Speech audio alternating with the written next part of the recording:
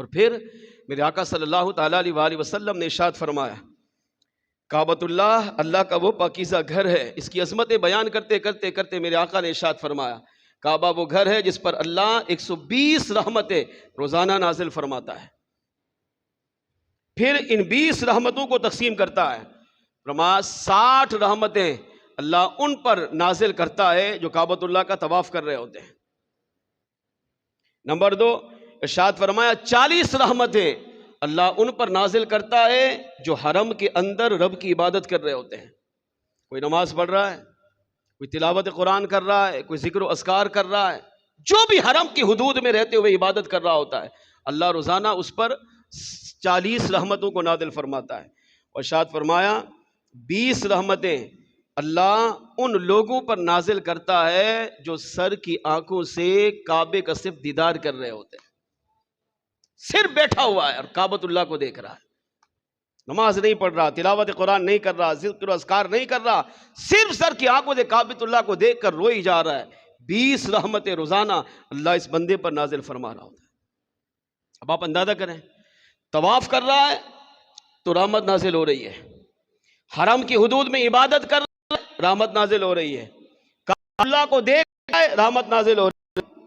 جبکہ علماء فرماتے ہیں اللہ رحمت ایک چھینٹا بندے پر برسا دے تو اس کی نجات کے لیے یہی کافی ہے، بلکہ اللہ اگر رحمت کی نگاہ سے اپنے بندے کو ایک مرتبہ دیکھ لے، اللہ خود فرماتا ہے مجھے اپنے عزت و جلال کی قسم میں اپنے اس بندے پر جہنم کو حرام کر دیتا ہوں۔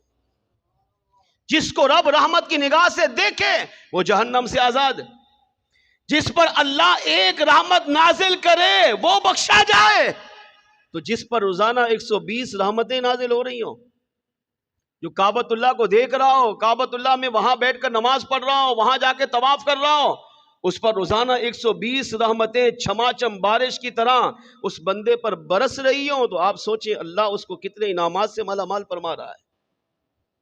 اس سے پتہ چلا کہ کعبۃ اللہ اللہ کا پاکیزہ گھر، عصمت والا گھر ہے، لہذا مسلمان کو چاہیے کہ وہ کائنات میں کہیں بھی رہتا ہو کعبۃ اللہ کا دیدار کرنے کے لیے، اپنے رب کی محبت کو پانے کے لیے زندگی میں کم از کم ایک بار حج ضرور کریں۔ اس سے 2 عقیدے ملے۔ پہلا عقیدہ کعبۃ اللہ کی خاصیت کیا؟ مبارکن برکت والا ہے، اور جو اس کے قریب آتا ہے اس کو بھی بابرکت بنا دیتا ہے۔ اس سے علماء نے کہا پہلا عقیدہ یہ ملا کہ کعبۃ اللہ ایک دیوار کا گھر، مٹی کا گھر بنا ہوا ہے، مگر اس کعبے کی نسبت اللہ سے ہے، اس کعبے کی نسبت رب سے ہے، اس کعبے کا تعلق رب سے ہے، تو جس کا تعلق رب سے ہو اللہ اس کو بابرکت بنا دیتا ہے۔ تو فرمایا عقیدہ یہ ملا کہ جب کعبے کا تعلق رب سے جڑا تو کعبہ برکت والا بن گیا ہے۔ تو جس نبی اور ولی اور خود صحابی یا میرے آقا کے کوئی بھی اہل بیت کا فرد ان کا تعلق بھی رب سے جڑا ہوا ہوتا ہے، تو اللہ نے اس تعلق کی وجہ سے ان کو بھی بابرکت بنا دیا ہے، یہاں تک کہ اگر کوئی ان کی بارگاہ میں چلا جائے اللہ اسے بھی بابرکت بنا دیتا ہے۔ دوسرا عقیدہ یہ ملا کعبۃ اللہ کی نشانی کیا ہے؟ یہ ہدایت دیتا ہے، ہدی للعالمین، کعبہ ہدایت دیتا ہے۔ اب جو عقل کے اندھے کہتے نہیں ہدایت اللہ دیتا ہے، اگر آپ کہو نبی ہدایت دے تو کہتے شرک، شرک نہیں، کعبہ ہدایت دیتا ہے۔ کون ہے؟ اللہ۔ کعبہ مٹی کا گھر ہے، دیواروں سے ہوا ہے، مٹی کا گھر ہے۔ کعبہ جب ہدایت دے سکتا ہے تو جس نبی کو اللہ نے خود سراپا ہدایت بنا کر بھیجا، کیا وہ نبی ہدایت نہیں دے سکتے؟ جس ولی کا تعلق ساری زندگی رب سے جڑا رہا، جو ولی ساری زندگی دنیا کی خواہشات کو چھوڑ کر رب کی عبادت میں زندگی گزار دیتا ہے، کہ جو دنیا میں تھا تب بھی اس پر رحمتیں تھی، وصال کر کے مزار میں چلے گئے تب بھی اللہ عزتوں سے نوازتا ہے، تو کیا یہ ولی ہدایت نہیں دے سکتا؟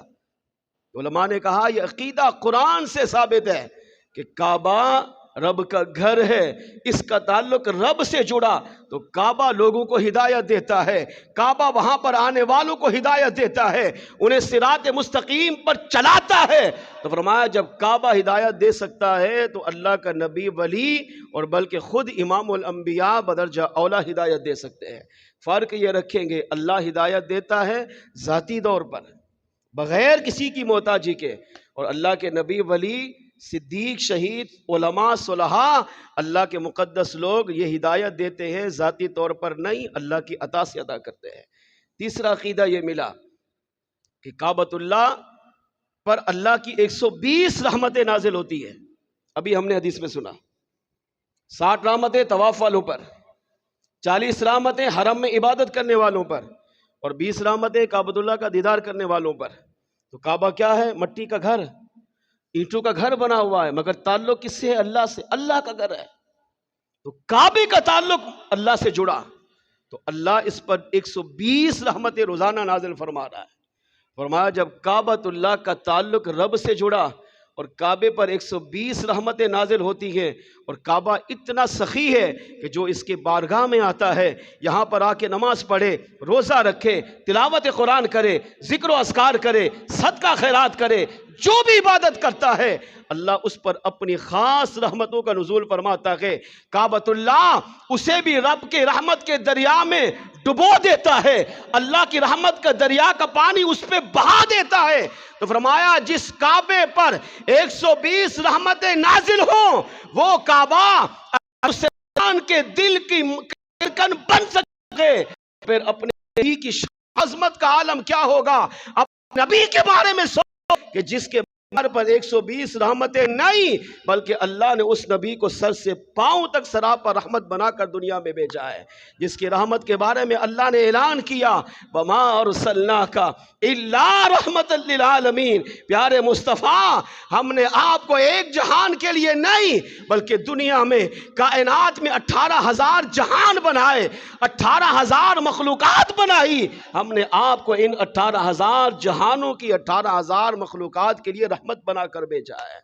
کعبۃ اللہ پر 120 رحمتیں نازل ہوں تو وہاں پر آنے والا رحمت سے محروم نہیں رہتا۔ تو جو امتی اس حج سے فارغ ہو کر حضور کی بارگاہ میں جائے، وہاں جا کے سلام پیش کرے، وہاں جا کے عبادت کرے، وہاں سراپے رحمت نبی کی بارگاہ میں گیا ہے، تو اللہ اسے رحمت سے محروم نہیں کرے گا بلکہ اپنے محبوب کے صدقے اس پر بھی رحمتوں کی بارش برسا دے گا۔